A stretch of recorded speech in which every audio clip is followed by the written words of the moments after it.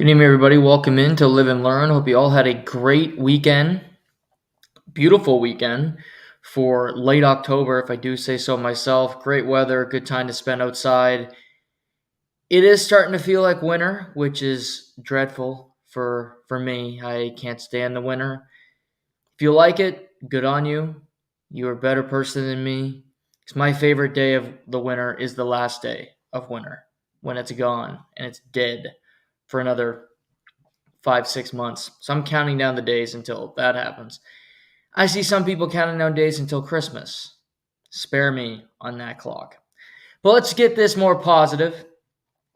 We have so much to dive into, so much football to talk. Great weekend of NFL. So many storylines, so many things to get into from yesterday's games, including our Sunday morning segment, Sunday Morning Hikes, where I come at you live on our Instagram/Facebook story with a 3-leg parlay that I like. How about week 8 of Buffalo -3, check, blowout win. Vegas +10, check, lost by 7. And the last leg of the parlay, the Indianapolis Colts +4.5, check, lose by 3 in Houston, cover against Houston for the second time this year, lost both games, but cover both games. That's what matters. So that hits $20 bet, wins you 160. So be ready for next weekend because I'm on fire with bets and I like it. I haven't seen the lines yet for week 9. I like to wait. I listen to Bill Simmons' podcast for those. I like his Guess the Line segment. Very good with Cousin Sal.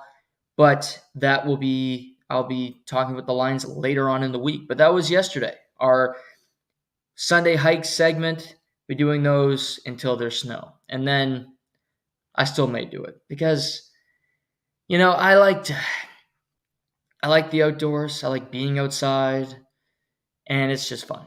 So who knows? We'll do different things every week to make it a little fun for everybody. But that was great. Not to toot my own horn for too long here, but let's start with quick hits. And we got to go to Washington in a game that was flexed into a primetime slot, in a game that was really quite terrible for 3-ish quarters. It featured the top 2 players in the draft, Caleb Williams and Jaden Daniels. Caleb Williams was 4 for 16 for 36 yards halfway through the fourth quarter. Bears were not in it, but they get a turnover. They turn that into a couple of touchdowns, and it looks like they might escape DC with a victory, the Chicago Bears, until Jaden Daniels, they connect on a pass on the sideline to Terry McLaurin, and then they go and throw the Hail Mary. He kept biding time, over 12 seconds to be exact. Through a pass, the Bears defense was not ready. Tyreek Stevenson was mocking the crowd, got there late. He actually tipped the ball up, goes behind the huge wall of people into the arms of Noah Brown, and the Washington football team win another game. They are now 6-2 on the season, first place in the NFC East, and Jaden Daniels has been great in his rookie campaign. Off of this, couple things. I like the Bears. I still think Caleb Williams can have a promising NFL career. It has been mediocre to this point. But I believe in him. I think he's going to be good. I'm not concerned overly about that. Yesterday, 10 for 24, $131, sacked twice, 10 rush, 41 yards, and he lost a fumble. So not a great day, as I said. Really quite horrible day for Caleb Williams, if I do say so myself. 59.5 quarterback rating. but I'm off the Bears. I thought the Bears could be a playoff team. There's a couple teams today that I'm going to admit will not be playoff teams. We'll get to the Jets later.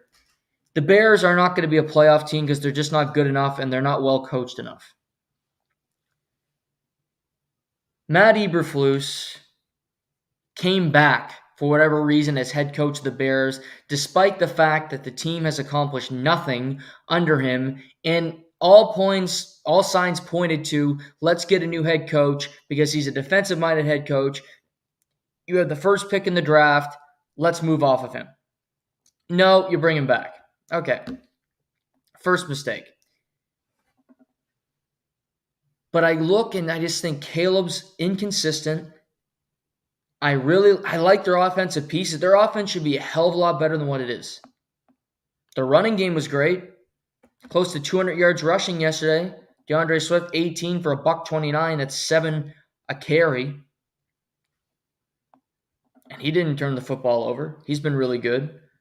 Rome Odunze, Keenan Allen, DJ Moore, Cole Kmet. Cole Kmet with 1 catch the entire day. But Caleb's too inconsistent as a rookie. They play in a loaded division, and I just think they have bad coaching. They don't change things up. They don't do things differently. I don't see the creativity that a team like the Lions in their division has. Detroit's the most creative team in the NFL, even more than Kansas City to this point, I tell you. What they do, what they try, quarterback, running back, it doesn't matter. Try it. Normally it works for them. Throw a touchdown to a 300-pound offensive lineman. Okay, check, touchdown. Throw a pass to Jared Goff on a bootleg. Oh, done that this year. Touchdown. Jared Goff's a quarterback, by the way, catching the ball. Oh, let's get the running back out in space, and he'll throw a touchdown pass to Sam Laporta, the tight end. Oh, okay, check, touchdown. This offense is so rigid. It's so boring. There's no creativity. It doesn't work, anything they come up with. Defense is what Matt Eberflus was hired to do. Defensive coordinator in Indy before coming to Chicago. Your defense is not ready for the Hail Mary play. And I don't like that, it's a gimmick play and it's just bad luck. Bullshit. A Hail Mary should never work. Never work. Because all you have to do is get a hand on the ball and knock it down. That's it. And they were prepared. Tyreek Stevenson was out to lunch on that play. He was like Joe Biden looking for the car, confused, rolling around, searching for somebody to help him get in the vehicle. He was nowhere to be seen. He could be cut today. Matt Eberflus could be fired today. You win that game, you are 5-2. 5-2, and you're probably still not going to make the playoffs, but you have a much better chance. A much better chance to make the playoffs. But you lose that game. And yeah, it's a game you didn't deserve to win because you were junk for 3.5 quarters, but you were going to sneak one away. And it's not about style points, not about how you won the game. Sometimes just, hey, we won that week. Kansas City does that every week. Every game they played this year has been ugly. Yet they win them all. That's the main bullet point. Oh, Baltimore can be a little more impressive because they do this and they do that. Who wins the games? That's what the Bears don't do. Packers lose their quarterback every other week because Jordan Love's been a Band-Aid. Who cares? They're 6-2. They win. Oh, the Jags covered the spread. Great. If you bet the Jags, which I don't think anybody did because the Jags stink. But the Packers won. They're 6-2, still in the driver's seat to make the playoffs, playing the Detroit Lions this upcoming weekend. Fun game. So the Bears, absolute cataclysmic errors. And I don't trust their team. They're done to me, the Chicago Bears. Not going to be a playoff team, not a threat. Bears upcoming. At Cardinals. Again, I don't know the lines yet. If anybody's listening to this and you want to tell me this, I'm just a guess. I'm going to go Cardinals 2.5. Could be a 1.5. I'm saying 2.5 points, Cardinals at home. Cardinals were an underdog in Miami. Won the game, by the way. That's my guess, and I don't know it. Then the Bears, home to the Patriots. Okay, maybe. Host Green Bay, loss. Host Vikings. I don't think they're beating the Vikings, even at home. At Detroit, Thanksgiving. At San Francisco. At Minnesota. Home to the Lions. Home to Seattle. At Green Bay. That's the remaining schedule. Other than the Patriots, they get all playoff teams. And they're worse than all those teams. So I'm out. I'm out on the Bears. They're coaching Matt Eberflus. They might finish with a record above 500. I think it's going to be tough for them to do that, however. And he'll be fired, which he should have been last offseason. Really. And now I'm curious about that line because I need to know. Bears, Cardinals. I think that's a guess. 2.5 for Cardinals. Because it could be 1.5, though. Really could be. 1.5 point home favorite, the Cardinals. So my initial instinct, 1.5. Little Vegas zone action. Makes sense. They should be the favorite. It's fascinating. But yeah, the Bears. Now, when it comes to Washington, I feel differently.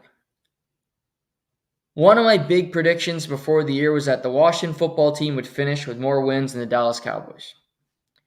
After 8 weeks, they have 3 more wins. They're 6-2. Jaden Daniels is the best rookie in the NFL. Jaden Daniels is incredibly unique. Him and Cliff Kingsbury click. Washington has a good offense. Washington has creativity. Sure, they got lucky on that last play. No doubt about it. But they should have won that game. I like Washington. I think they can compete with the best of teams. They haven't had their bye week yet. It's in week 14. They have one of the latest bye weeks. But I go into most games for them and I go, they can compete with this team. They can beat this team. Upcoming in the month of November for Washington. At Giants, they'll be a sizable favorite. Giants play tonight, Monday Night Football. Host the Steelers. Vegas zone, 1.5 probably. At Philadelphia on a Thursday, they'll be an underdog there. Host the Cowboys, and they'll be a favorite, which they never are against Dallas. They struggle against Dallas historically. They'll be a favorite because the Cowboys stink. The Cowboys are not going to be a playoff team, as I predicted. I like Jaden Daniels. I like their offense. He had a rib injury. He played through it. That's impressive to me. 21 for 38, 326, 1 touchdown. He doesn't turn the ball over much. Another thing for me. 7 touchdowns, 2 interceptions. No fumbles lost this year for him. Completing 72% of his passes. He's an incredibly unique athlete. He has so many awesome traits. He fits the game that's currently being played incredibly well. Washington, to me, can be dangerous. We'll get to Philly in a little while because they were really impressive yesterday. But that was just an awesome moment to end that game. seeing that Hail Mary work, seeing the emotion in Washington, which you rarely see. They had Danny Snyder for so long, who was such a crappy owner, who gave that city gave them nothing. And now it feels like it's back a little bit, that life has been injected back into DC, into that football scene. It was dead for a long time, and now it is back. And I'm happy for that. And I'm happy for Jaden. Happy for Dan Quinn, who is a good defensive coordinator, who gets a second chance at being a head coach after his failures in Atlanta, although he did get them to a Super Bowl.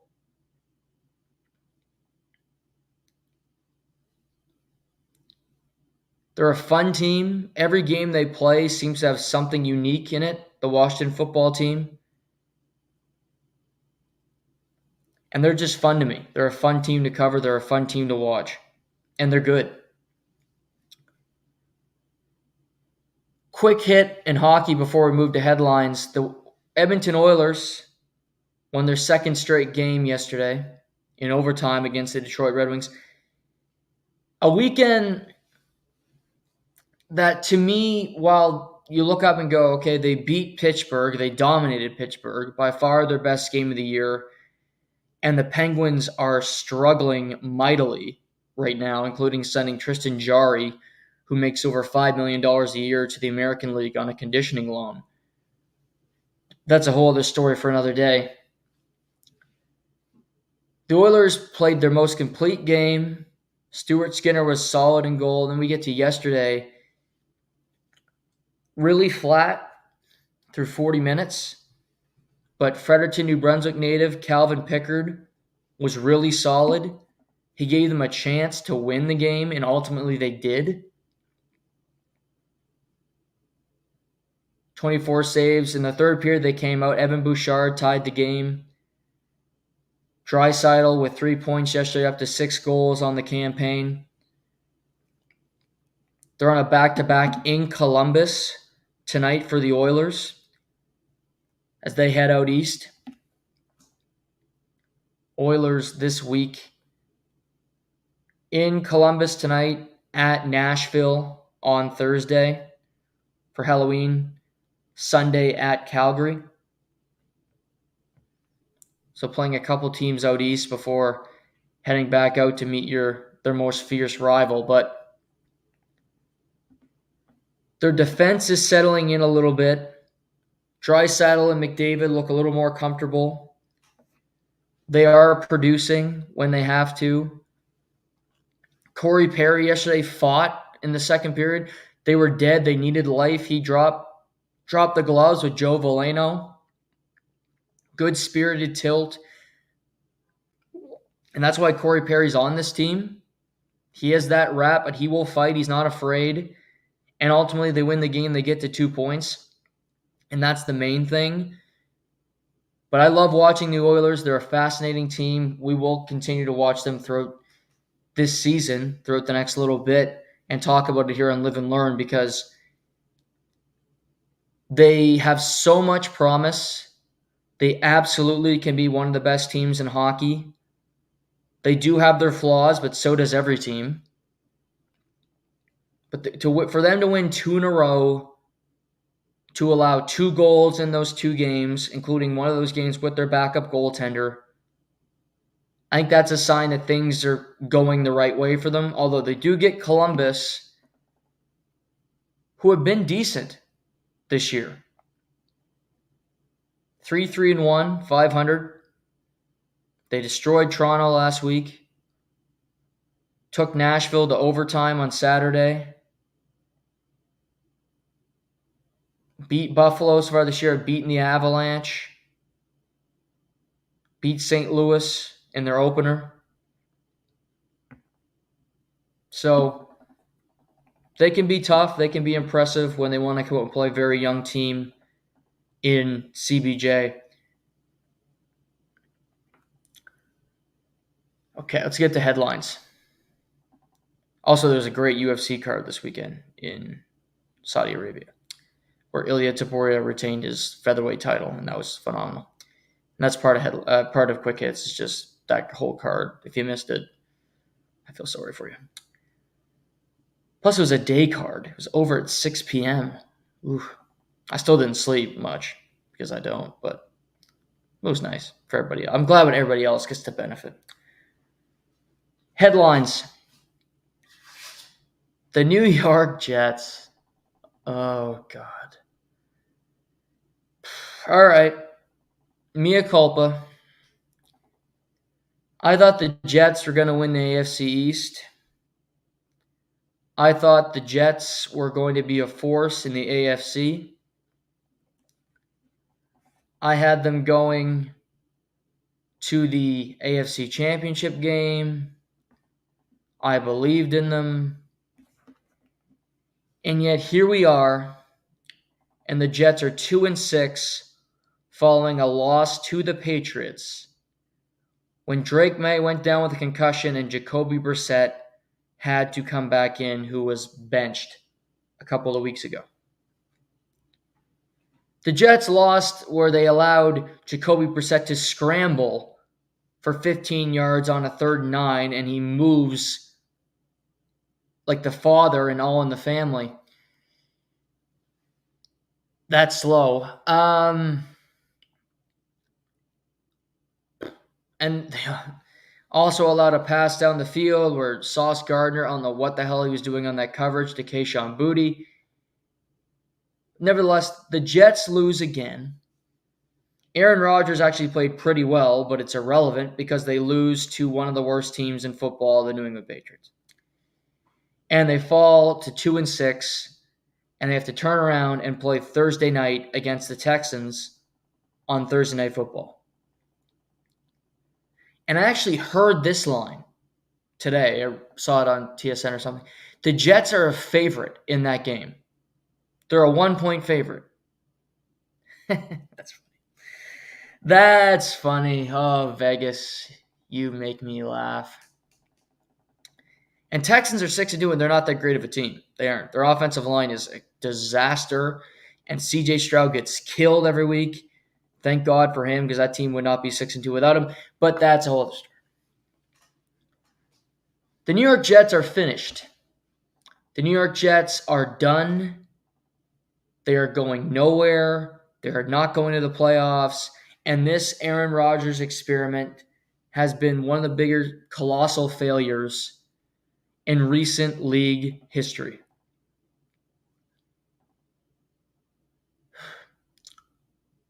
He wanted a career arc like Brett Favre, his mentor. Brett Favre, who treated him like shit early on as his backup quarterback, and I know that because I'm reading a great book by Ian O'Connor, currently called Into the Darkness, and it's about Aaron Rodgers. Brett treated him like crap because that's how you treated backup quarterbacks who wanted to take your job back in the day. And I think he saw Green Bay. They were pushing him out, just like Aaron did to Brett towards the end when they said, okay, enough of this old guy. We want the young buck. Jordan Love was there. Jordan Love was the quarterback. And Aaron went to the Jets. Now, Brett Favre had a ton of success in Minnesota. They got to an NFC Championship game. In his 2 seasons in New York, they didn't make the playoffs in either of those seasons. And Aaron's going to have the same legacy as Brett Favre. He's not making the playoffs in either. He didn't make it last year because he tore his Achilles, and he's not going to make it this year because the team just, quite frankly, sucks. Since firing Robert Saleh, the Jets have not won a game. Jeff Ulbrich has not won a game as interim coach. They don't have it. Defensively, they've gotten worse since firing Robert Saleh. Defensively, Sauce Gardner can't cover somebody man-to-man. Davante Adams is not getting open. They won't push the ball down the field. It's been 50 straight games that Aaron Rodgers has not thrown for 300 passing yards, which is staggering. He won't push the ball down the field. Greg Zuerlein might be the worst kicker in football. I believe he's left something like 28 points off the board for the Jets this year. That's four touchdowns for Greg the Leg Zuerlein. How he remains employed, whole other story, don't know how. They are 2-6. They get the Texans on Thursday, where they are somehow a favorite against a 6-2 team.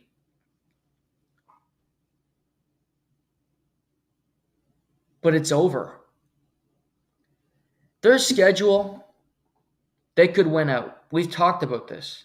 They absolutely could. But then I say that and I go, they lost to the Patriots yesterday, who suck. You go, well, host the Texans on a Thursday. That's a tough game. Then at Arizona. Who says you're winning that game? Host the Colts. Bye. Host Seattle. At Miami. At Jacksonville. Rams, Bills, Dolphins. Do they even get to 500? Do they even get to 500? Not so sure.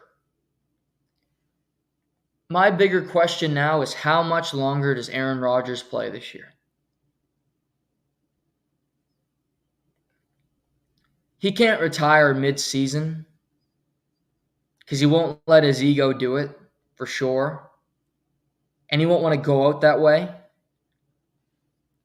But if the playoffs are not going to be in sight, which they won't be quickly, when after that bye week, when you have 4 or 5 games left, does an injury pop up? It's already been reported he's playing through multiple injuries. That's out there. He's wounded. Okay, he very well could be. He very well could be injured. But he's playing now. I don't think he's going to be playing the duration of the season. I just can't see it.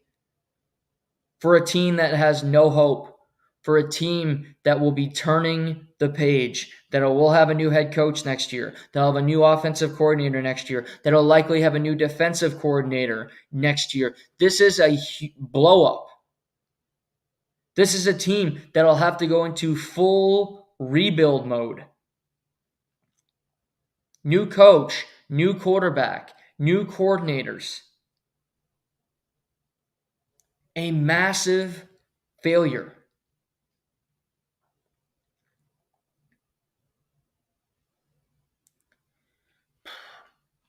I don't think Aaron will go back next year.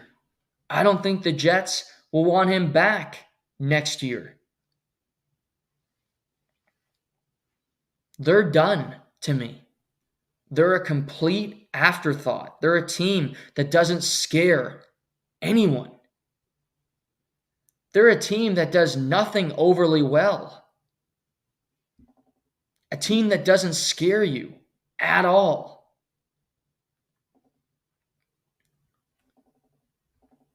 Yesterday,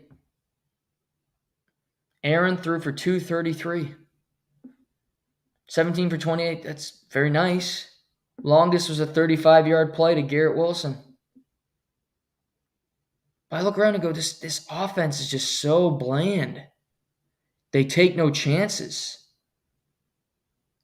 They should run the ball more than they do. And they ran it 28 times yesterday. Passed 28 times, ran the ball 28 times. Zuerlein missed a field goal and an extra point. He's terrible.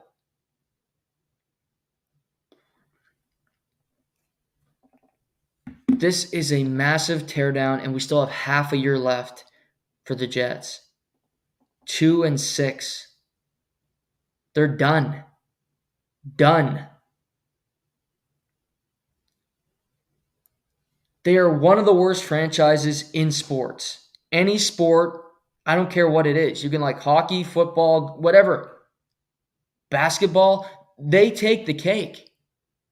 Woody Johnson is a horrible owner that doesn't know talent, that doesn't know coaching. And it's funny because you hear Bill Belichick, probably the greatest coach in NFL history, torch him every week on the Pat McAfee show and on the Manning cast. Because it's the incompetence starts from up there. I'll take Bill at his word because Bill was really good. And Woody hasn't been. He's hardly built a team that could get to 500, let alone a team that can contend for a Super Bowl. The Bills have been competent the last 4 or 5 years. The Pagulas shut up. They hire good people. They let McDermott coach. They let the GM, Brandon Beane, hire good people, have good players. And look at them. Successful.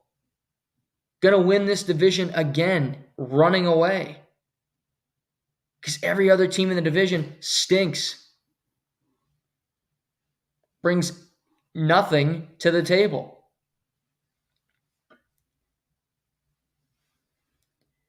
If you're a Jets fan, all I can tell you is you've been going through pain a long time, and I realize that. The pain's just getting started. Just getting started. Because a whole new coaching staff, new quarterback, new system. You likely have to go into the draft to find a quarterback. Because what might happen with the Jets is they'll win some games down the stretch here, and they'll be 7-10 on the season and go, oh, hey, took us a while to get going, but we were good. And they'll try to save face, and they'll try to make it look better than what it was. It's like the Cowboys in every game they play. They get down by 3 touchdowns, and then by the end, oh, we only lost by 6. Still didn't cover the spread. But we only lost by 6. Okay. You lost. And you were garbage for most of the game. Garbage time stats. Who cares? Empty calories. It's like eating a box of Smarties at 12:30 a.m. There's no benefit. You're hungry. Okay, you hate them. I've done this before, so this is from experience. There's no benefit to doing it. It only hurts you in the long run. But that's what Cowboys, the Jets, these organizations that pride themselves on not winning, but on being in the headlines or keeping a game close, are just propped up crap that really isn't true. We were in 15 to 17 games this year. We deserve credit for that. Oh, really? How many did you win? Irrelevant. Plead the fifth on that question, Your Honor. But we were in all of them. Getting back to Kansas City, Detroit, these teams that actually win these games. I'll put it this way. Let's do this thought experiment. This is fun. Just thought of this on the fly. We're doing it for headlines. I'm going to go through teams 2-5, 2-6 that I think are in better shape than the Jets. Okay? Just for fun. Dolphins 2-5.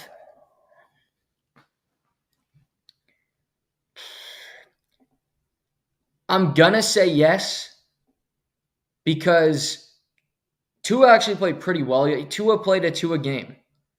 He didn't take many chances, didn't take any hits. Happy to see him on the field. That was good.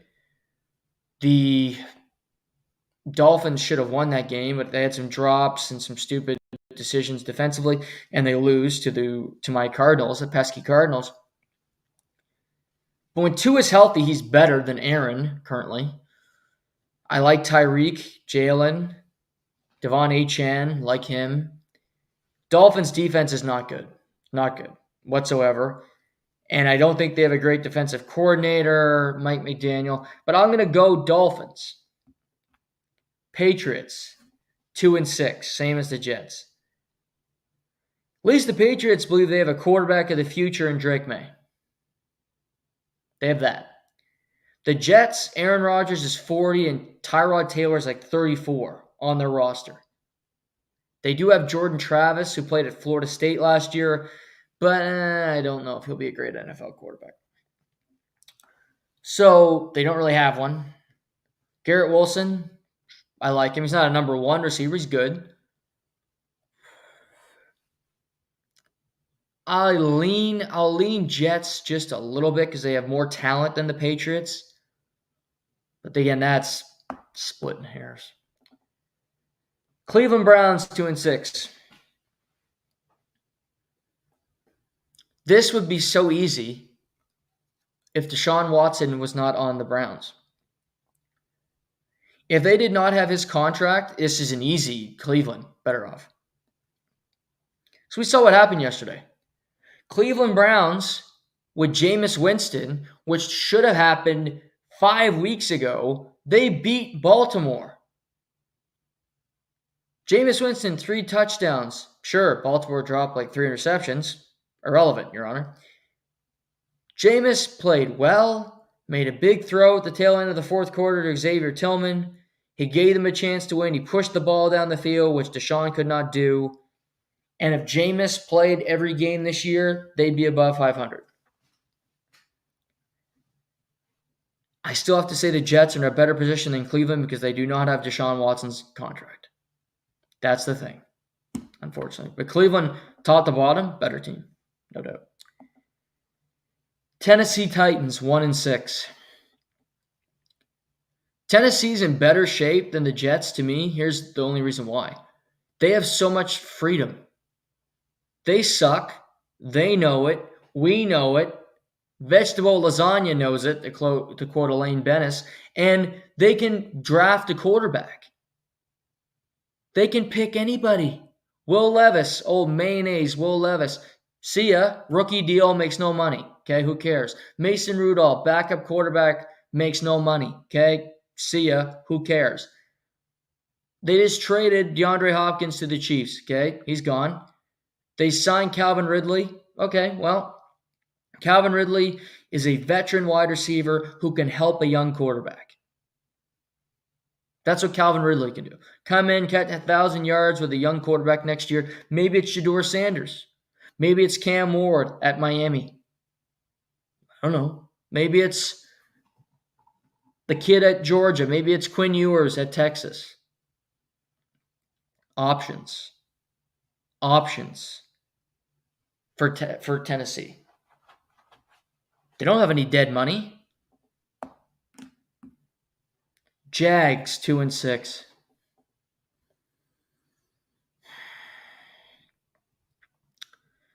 Better shape, Jacksonville or the Jets?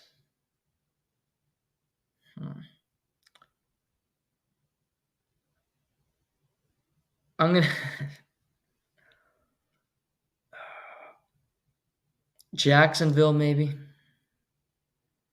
Trevor Lawrence. Worrisome, for sure. He's played pretty well his last 2 games, to be fair to him. He did have 2 turnovers yesterday, which lost him the game. I like Brian Thomas, the rookie wide receiver. Etienne's a good back when he's healthy. Bigsby ain't bad. Joshua Hines-Allen, really good defensive player. Doug Peterson will be fired soon enough before the end of the year. I'll say Jacksonville. Vegas, 2-6. I'm going Vegas because they have options. They got the Devontae Adams contract off their books by sending it to the Jets. Gardner Minshew's under contract for another year. Okay, well, he could be a backup. Aiden O'Connell is a 4th-round pick. He makes no money. Draft a guy to come in, be your quarterback.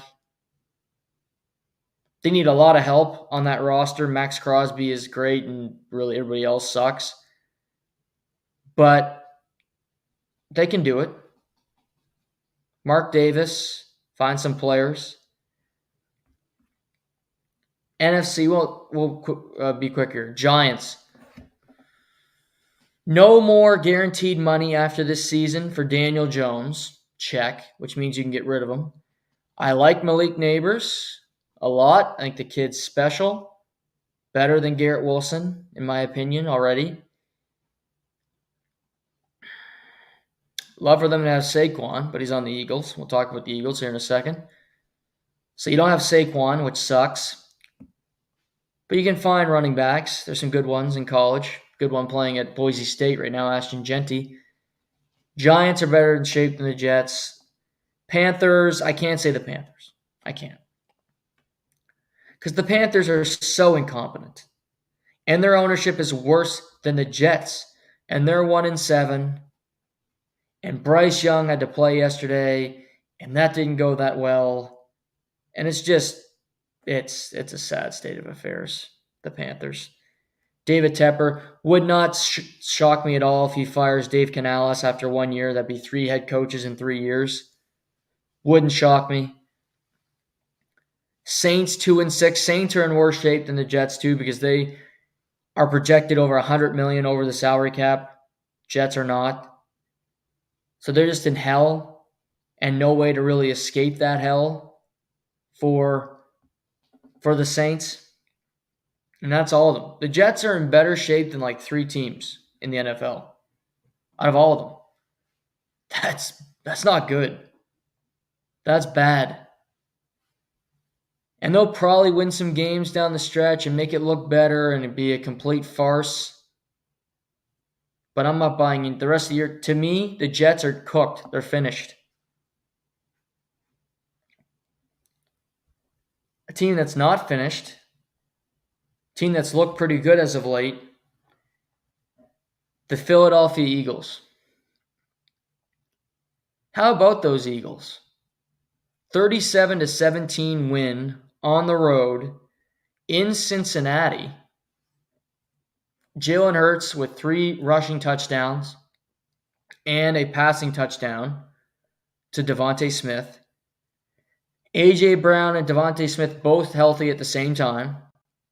Wait till they get Dallas Goedert back. Saquon Barkley ran for over 100 yards yesterday, 5 yards a carry. Gainwell, Hurts, Barkley on the ground. I love the combination. So many different options. They can push the ball down the field. They have guys that can win. How about Grant Calcaterra, backup tight end, 3 catches for 58 yards yesterday in the win? This offense, this is how it's going to go. Have options, RPOs, throw the ball down the field, trust because those 2 wide receivers can win. Those 2 wide receivers can make big plays. When you get into short yardage, you still have the best play in football, which is the tush push. People might not like it, but it's effective. Jalen Hurts, 3 rushing touchdowns yesterday. A menace. Jake Elliott's a great place kicker. On defense, they're still going to have their struggles at times, certainly. But I look at that secondary, it's improving with the weeks. Reed Blankenship, good player. Cooper DeJean, who they picked out of Iowa early in the second round. He played a hell of a game yesterday, just helping out guys in coverage.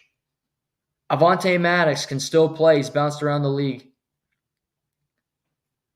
To me, the Eagles, when they are at their best, are as threatening as anybody not named Detroit in the NFC.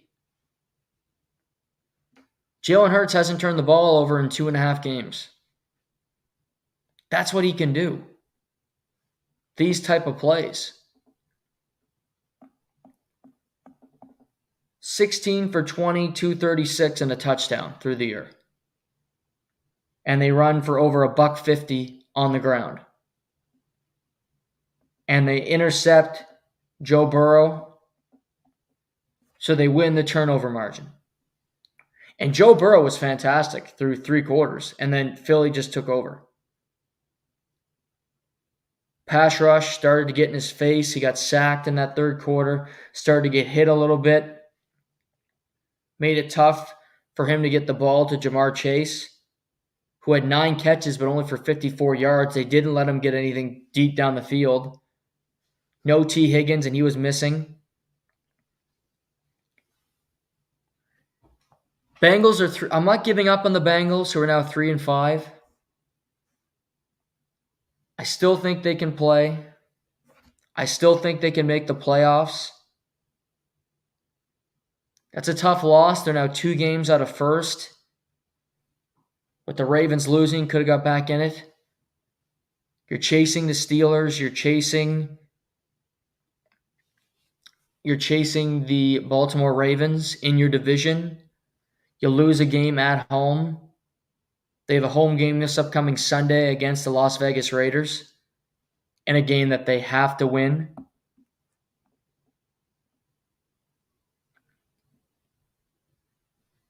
Raiders, they're at the Ravens a week from Thursday, then at the Chargers before they get their bye week. I'm not giving up hope on the Bengals, but that was a disappointing game where the Eagles took it to them and they couldn't really do anything to stop it. Impressive stuff for the Philadelphia Eagles. Really impressive stuff. And like I said, to me, when they are at their best, they're one of the better teams in football. But besides Detroit and Kansas City, I want to talk about them a little later. They are above the rest, above everybody. But the Eagles can absolutely be on par with Green Bay, can be on par with Minnesota. They're obviously better than the Cowboys. To me, at their best, they are better than the Washington football team in their own division. As we currently sit here and chat, they are better than the San Francisco 49ers, who have had their ups and downs. They've looked good. They've looked bad so far. They beat Dallas last night, but that's not an impressive win. Dallas is a bad football team with a bad scheme and a quarterback who turns the ball over way too much. And one player on offense that scares you in CeeDee Lamb, and that's it. They can't run the football. They can't stop the run. Bad combination. But I like the Eagles. See, before we move on to our 3 feature stories, it's a big weekend. A lot just, let's see. I mentioned Texans beat the Colts. Falcons edged the Buccaneers with another strong game from Kirk Cousins as the Falcons improved to 5-3 on the season. Chargers crushed the Saints in a brutal game. Bills crushed the Seahawks in Seattle. Chiefs beat Vegas in Las Vegas. Vegas covers. Yep. And Denver beats Carolina 28-14. The only really drama from that game was there were members of the Panthers team and staff who were pissed off that the Broncos were running up the score. And Sean Payton said, well, how about stop us? Which, he's right. He doesn't have to stop putting on points. It's not in the rule book that you have to take a knee. Probably should have with 17 seconds left, risking injury with you're up by 2 scores. But that's his prerogative. Broncos are 5-3. And good on Sean Payton with a rookie quarterback, and Bo Nix had one of his better games yesterday, but again, it was against the Panthers, so you got to take it with a grain of salt, but he did throw 3 passing touchdowns to 3 different players. Let's pivot to baseball. The World Series, games 1 and 2, in Chavez Ravine, if you're unaware, this weekend. What a start to the World Series. So much drama, so much happening. Friday night, you have Soto misplaying a ball and then coming back single, and Giancarlo Stanton driving him in. You have a decision from Aaron Boone to remove Garrett Cole from a game, which to me was a mistake. Shohei Ohtani with a struggling start to game one. Then he hits a double in the eighth, ends up on third base. Betts drives him in to tie the game at 2.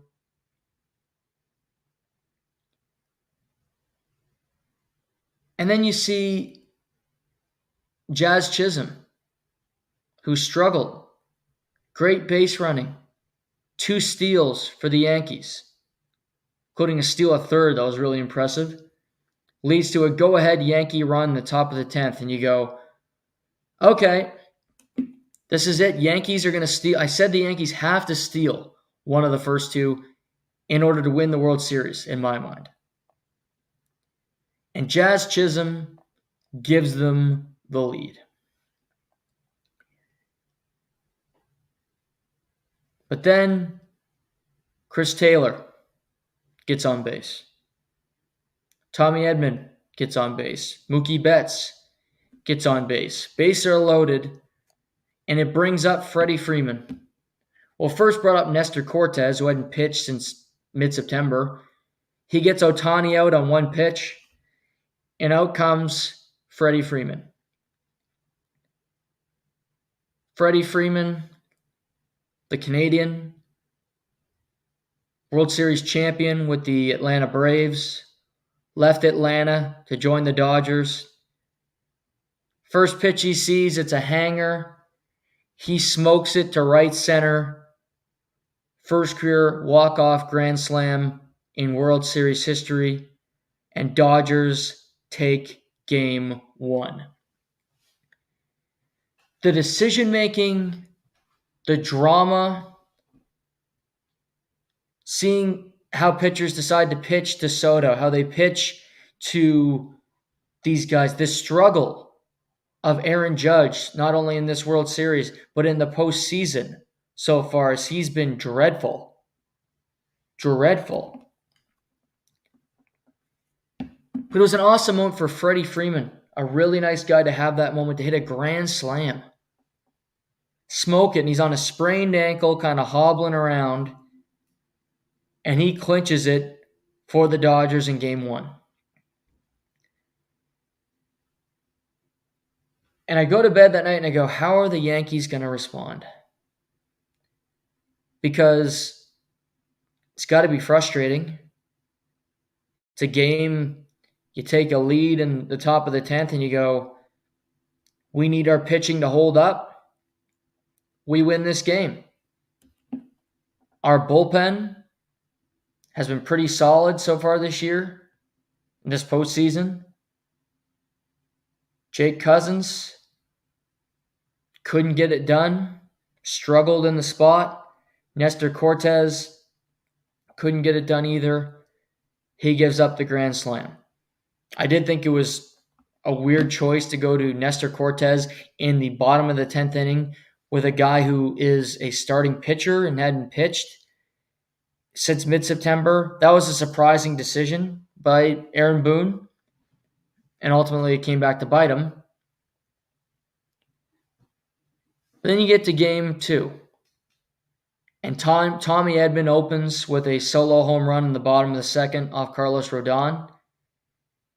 But you see Juan Soto. He's been so game all postseason, World Series champion. Solo homer in the top of the 3rd. But then not long after, Mookie Betts was a singles king in this game. Gets a single on base. And Teoscar Hernandez, the former member of the Toronto Blue Jays, smokes a ball. And that was really it.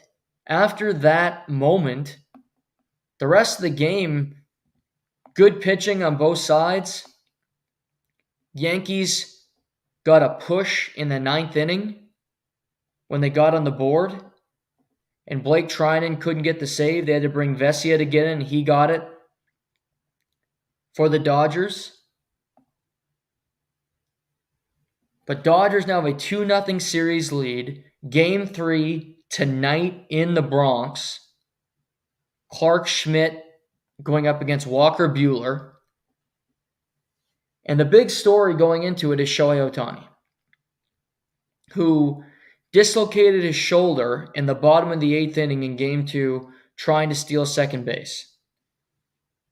Shoulder popped out. They thought it could be more serious, but he will be active. He will be the DH for the Dodgers this evening. So good news for them. Bad news for the Yankees. Obviously. Ohtani's batting .260 for the playoffs. He did not have a hit in Game 2. Did have a big hit in the 8th in Game 1. For the Dodgers, they're getting production from different sources. Tommy Edman, 2 for 4. He was the MVP of the CS. Has been great. Teoscar with a home run in Game 2 in a big spot. You look at Will Smith. Kike Hernandez has had his moments to shine. And Yamamoto went 6 in the 3rd, and he was awesome for the Dodgers. So I think if you're the Dodgers, you stay the course. Yes, it's going to be colder. It's not SoCal anymore. You're in the Bronx. Let's see New York tonight, the weather. Likely similar to here. 12 degrees, so it's not that cold. 12 degrees tonight. By the end of the game, it'll be 10 degrees. So that's fine. That's not cold. I thought it was going to be worse than that. New York this week, 16, 18 degrees Tuesday, 23 Wednesday. Jesus, what is this, Southern Florida? God. I mean, so it's not going to be that cold. It'll be colder than it is in LA, but they'll be fine. For the Yankees to come back, be nice to say, hey, Clark Schmidt, give us a game. Which they need because I think their bullpen is more tired than the Dodgers bullpen, just overall, based on what they've had to do. Garrett Cole getting pulled in Game 1 was stupid to me. It's baseball, baseballing themselves, going metrics and all these different crap that they come up with. But the big thing for the Yankees, Aaron Judge. Aaron Judge in the playoffs,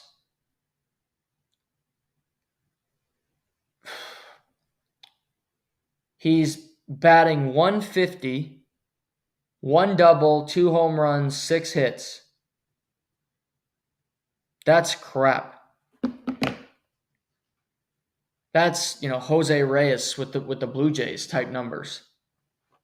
He's been a complete non-factor. Thank God for Giancarlo Stanton, who has been wicked in the playoffs. He's batting .280, 6 homers, 2 doubles, 14 ribbies, and 4 walks. He's been productive for the Yankees. Soto went 2 for 4 in Game 2. But just at top, Gleyber Torres, Soto, Judge, Stanton, they need to be the driving force. Volpe, no hits. Wells, no hits. Verdugo, no hits in Game 2. Including 4 strikeouts from that combination. So they're unlikely to get it from that crew at the bottom of their lineup. They're good. Verdugo's great defensively. Makes some really good plays in the field. But his bat isn't really that threatening. It doesn't come alive. Aaron Judge has to be that guy. I think the Yankees are in trouble because they needed the split and they didn't get it. If they lose tonight, it's over. They're not winning 4 in a row against the Dodgers. Luis Gil will go, already announced, for the Yankees tomorrow. I wouldn't be surprised if it is a bullpen game for the Dodgers, which I hate, but they'll probably do it. In particular, they'll do a bullpen game if they're leading 3-0.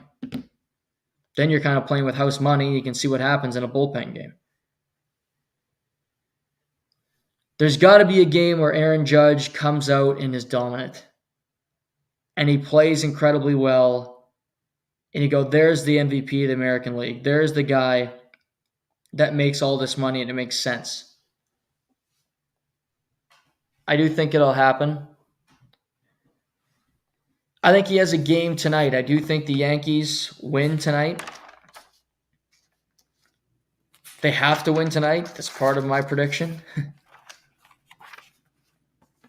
But these two teams are too good for it to be just a landslide of a series. For it to be a no contest. Hey, something I don't like. Already reports coming out on Juan Soto, where he's going to be playing next year. And this is Scott Boras.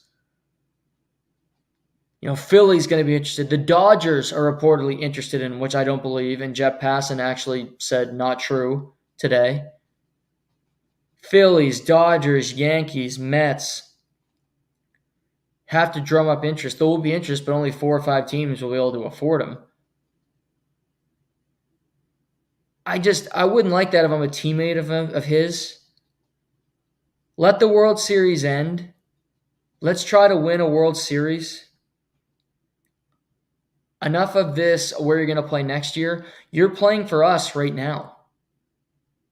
You're part of this team currently.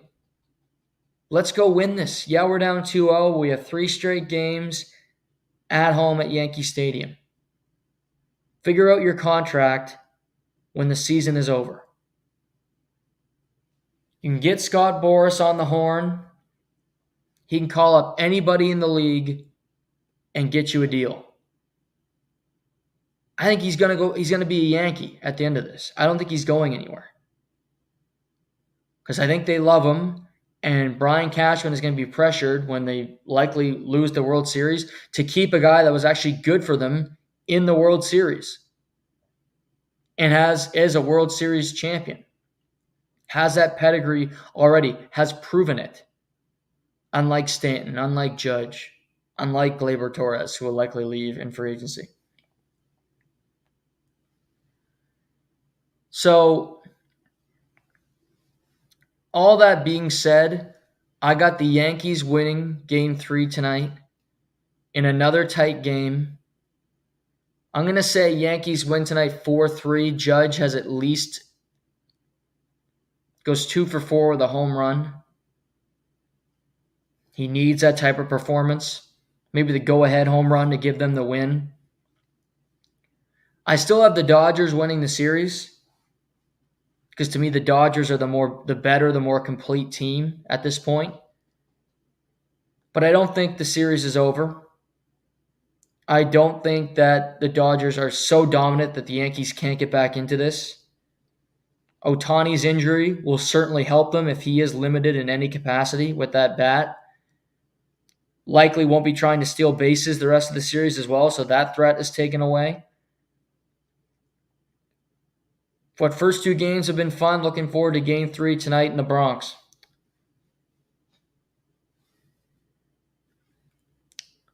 Feature story number 2. Throughout all the NFL drama, news, notes, 2 teams, like the Chiefs, stand alone. The Lions and the Chiefs. Ipso facto, my Super Bowl prediction. Teams have weeks, moments, where you go, oh, they're so good. They're a really good team. The Ravens had it. The Ravens with Lamar, and they were fantastic. But then you wake up and go, oh yeah, they lost to Cleveland, and their defense sucks, for lack of a better term. So that's worrisome. And then you get to Buffalo, and you go, oh, they're 6-2. Really impressive. We'll see what they can do later in the year when they play the Chiefs. And I like Buffalo, but you go, well, they lost 2 games. And probably should have lost to the Jets earlier in the year, and the Jets are no good. And the Bills are impressive, and it's their best chance to get to a Super Bowl in the AFC that they've had in this era with Josh Allen. But they have their warts, and the Chiefs are 2 games clear of them in the AFC, so there's that. NFC, go okay. The Eagles, they've had their moments. They also had their moments on the negative end. Green Bay, okay, well, their quarterback can't stay healthy. That's problematic. Avoided a major injury with his groin, but he's banged up currently. You keep going through the list of teams, and there's always a roadblock. There's always something. With Kansas City, who's undefeated, and with Detroit, who has 1 loss, but they've been awesome since week 2. I look at these 2 teams and go, they are above the rest. They stand alone in their own tier as the best teams in football. Mahomes isn't having a perfect season. He won't be winning any MVPs, but yet he doesn't lose games. That's the most important statistic that he can have. Will they win another Super Bowl? Very well could. They have the best defense in the NFL. Chris Jones, still elite, still worth the money. They can run the ball. Travis Kelce can catch a touchdown pass when you need him to and have a decent-sized game. On 3rd down, throw a pass to Noah Gray. Sure, backup tight end. Probably haven't heard of him. But he makes a play.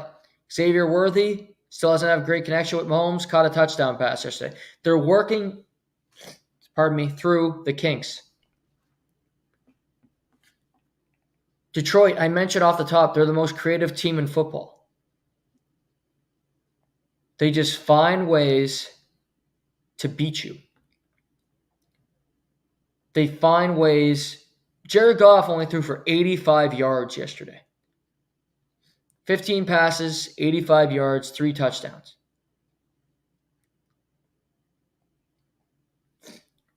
They ran for $150. Jahmyr Gibbs ran for $127 on 11 carries. Sam Laporte, a touchdown. Khalif Raymond, receiving touchdown and a punt return for a touchdown. Brock Wright, backup tight end touchdown. Amon St. Brown, 2 catches for 7 yards on the day, including a touchdown. They just score touchdowns. They do whatever they want. Their defense is good. Terrion Arnold is getting better at the cornerback position. Brian Branch is awesome in his sophomore season. I love Alex Anzalone. But Lions, Chiefs are the best teams. 2 best teams in football. They stand above the rest. They do better things than the rest. And pardon me with my nose going here. I feel like a cold coming on a little bit. Time of year. But these other teams can have moments. These other teams can have a game where you play prime time and you look really good. And then you go, okay, well, this team could be dangerous.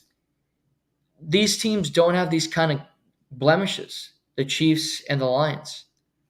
They find ways to win. They find ways to avoid that landmine, that trap. And it's not like they played bad teams. Detroit just beat Minnesota 2 weeks ago. Kansas City beat Baltimore opening week in an impressive win.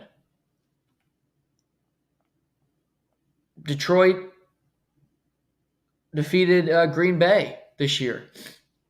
Pardon me. They play Green Bay this upcoming weekend.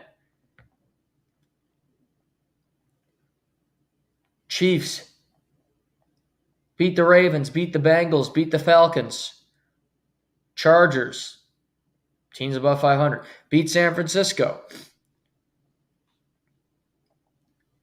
Undefeated on the road this year, 4-0. That's not easy to do. They got the Bucs this upcoming Monday. which will be a test. Yes, the Bucks aren't as good as they used to be, but they're still good. At the Bills in a couple weeks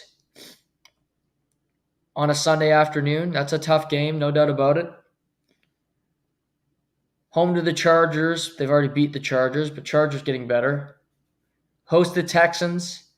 At the Steelers Christmas Day. 2 games against the Broncos before the rest of the year. They have some tests. The Bills are good. The Bills, you could argue, play in a worse division than the Chiefs. So they'll have some easier games down the stretch. So there could be a fight, but to me, I think the Chiefs are going to get that number 1 seed. They're going to get the bye, which they didn't have last year. Playoffs will run through Arrowhead Stadium. Incredibly hard to win there.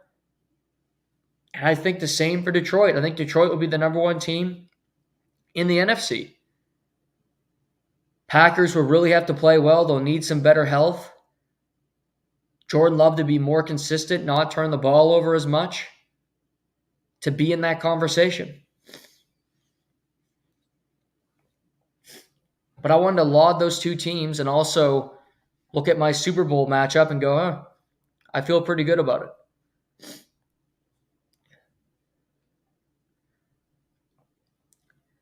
Finally, we'll wrap up with this. Leafs Jets tonight on Prime Video. Jets are still undefeated, 8-0. Super impressive start. Ehlers has been great. Scheifele, Hellebuck, the whole clan has been really good.